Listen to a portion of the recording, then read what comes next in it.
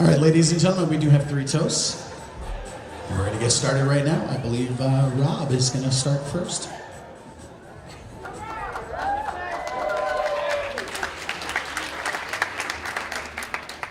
Good evening, ladies and gentlemen. Glad to have your attention. For those who don't know me, my name is Rob Johnson, and I am the groom's older, better brother. And somehow, though I am the best man he could find to do this job, I don't know. Speaks to the quality of his friends. So, David, up your game, all right? Let him down. Anyway, first and foremost, I'd like to have you all join me in thanking the people who made this evening possible, Cynthia and Thomas Rathjen.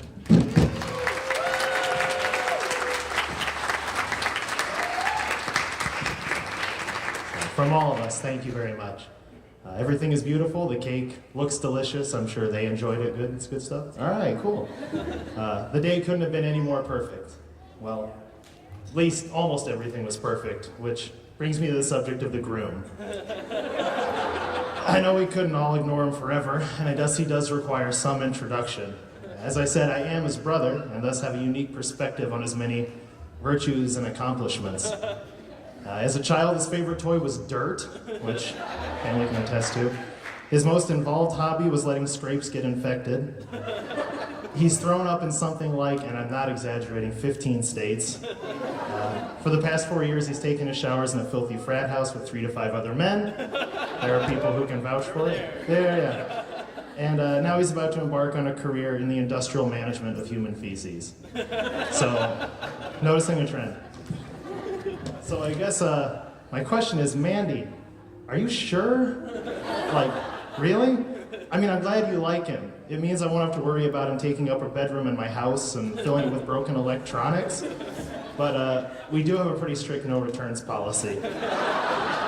You leave with him, you're stuck with him, no matter how many times he takes apart the television and promises to fix it later. So seriously, you want him? All right. Well, then in all seriousness, you must be a wonderful, patient young lady, and I'm very proud to have you as a sister-in-law. So, by the power invested in me by nobody, really, I hereby welcome you to the Johnson family, Mr. and Mrs. Johnson.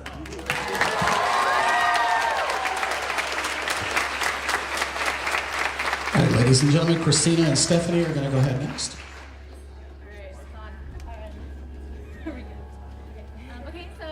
You want to turn that back on again? Okay. It's right on our iPhone, sorry.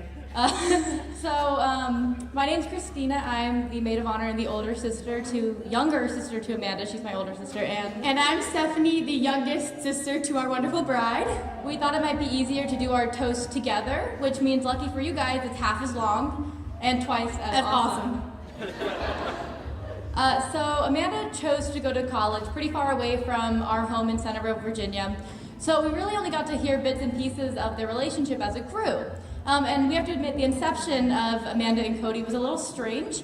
I remember her freshman year, the first time I heard of her and this Cody guy was in relation to something called Humans versus Zombies.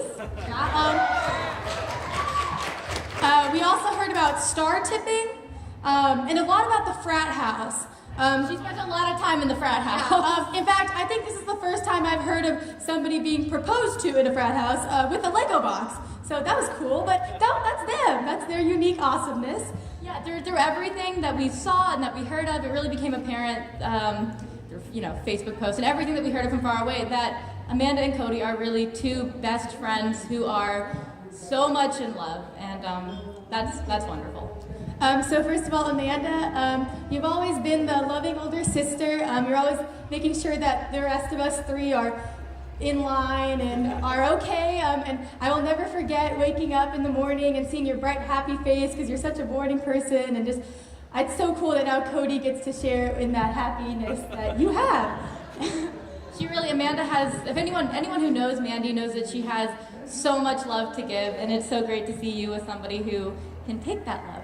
It's good. Cody, if you know anything about me, you know that I am pretty horrible to Amanda's boyfriends. I'm a nightmare. I'm sure you've heard stories. And Stephanie and I were talking about it, and we had to admit we gave it a good try. We really did. Yeah, there was a lot of nicknames going on. Pretty sure the first time I met you, I called you a monkey.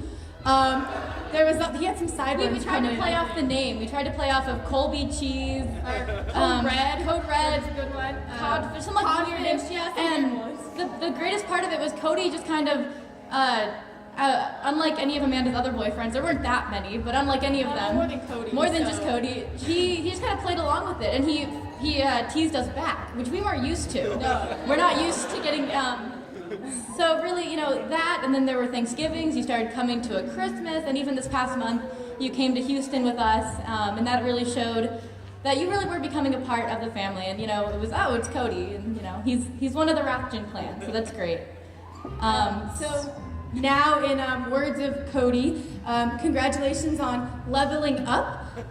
You've gone from a friend to a boyfriend to a fiance and now to a husband, so congrats. Some great evolutions there for you in the level up. Major props on locking down our sister. She is a fiercely independent, very determined. She is a little flirty. She's an amazing woman, and you're really lucky to have her, and she's really lucky to have you too.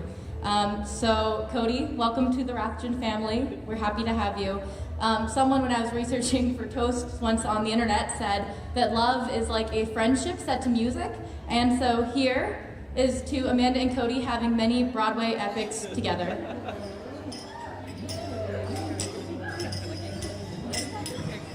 All right, ladies and gentlemen, Victoria would like to say a few words.